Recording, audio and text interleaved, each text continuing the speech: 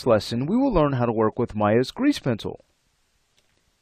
With the grease pencil, we can add notes or sketches right here inside of the viewport. So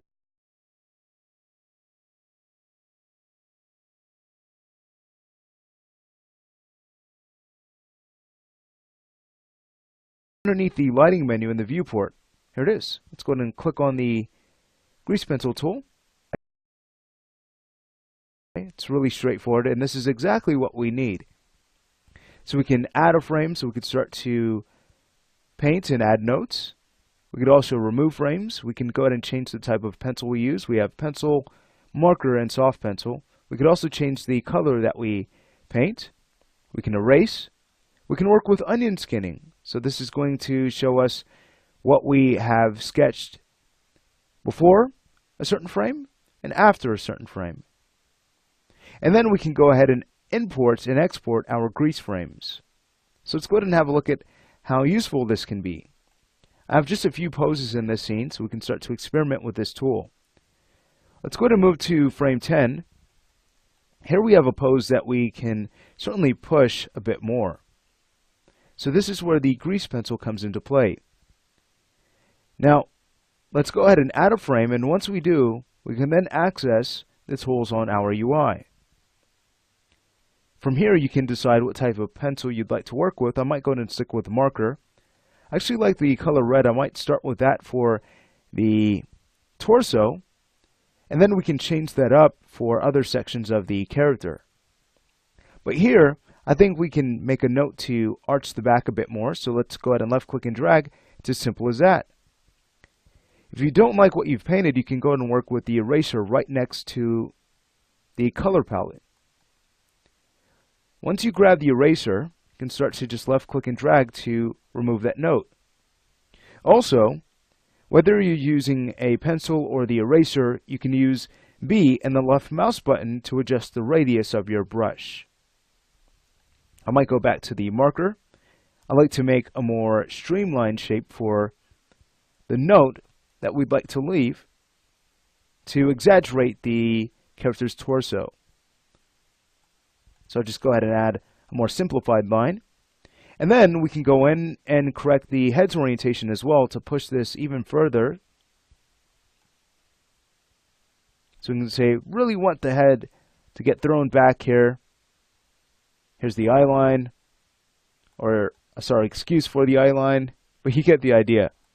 And actually have some fun with this. So from here, what I'd like to do is maybe change the color to create some notes for the character's limbs. We can't forget about the sword. Let's go ahead and make sure that we create a note to push its silhouette. Great. And then how about the opposite hand? We can go ahead and exaggerate that as well. Cool. The legs, they can be exaggerated. So you get the idea. It's just a very helpful way of leaving a few notes for animators. And you don't have to use this for just animation. If there are some props in your scene and you're viewing through your shot camera, you can go ahead and create a few notes to tell the artist to maybe change the prop, move it somewhere else. But you get the idea. So after we've made this note, take a look. We can go ahead and move to a different frame. Now in the past, we'd have to click on Add Frame to create a new frame so we can start to paint. But now this has been simplified. All we need to do is go ahead and move to a different frame, and now the system is smart enough to know that, yes, we have changed frames. So now we can come in and start to paint. And watch this. As we do, you'll notice that the previous drawing has now been set to a more templated mode due to the onion skinning feature. So we can still see it, but as we start to draw, we overlay our drawing on top of what we have sketched previously. That way we can see both the drawings, which is super convenient, right? Fantastic. Now I don't quite like this note. I don't know what it means. So I'll go ahead and grab the eraser and simply clear that out. And then once you're ready, you can go ahead and export this out. Remember, you can use the button right next to the help icon to export out all of these drawings, and when you're ready to import in your work, just simply click on Import. Typically, these will be saved in your 3D Paint Textures directory, but you have the option of saving these wherever you'd like. Fantastic.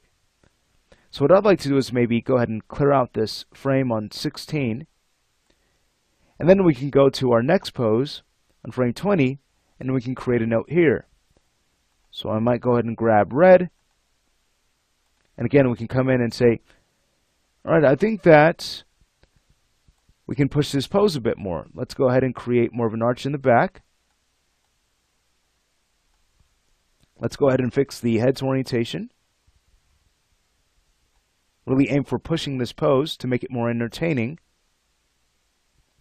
We might go ahead and add more exaggeration to the arms. So we might go ahead and kind of push that out just a bit more.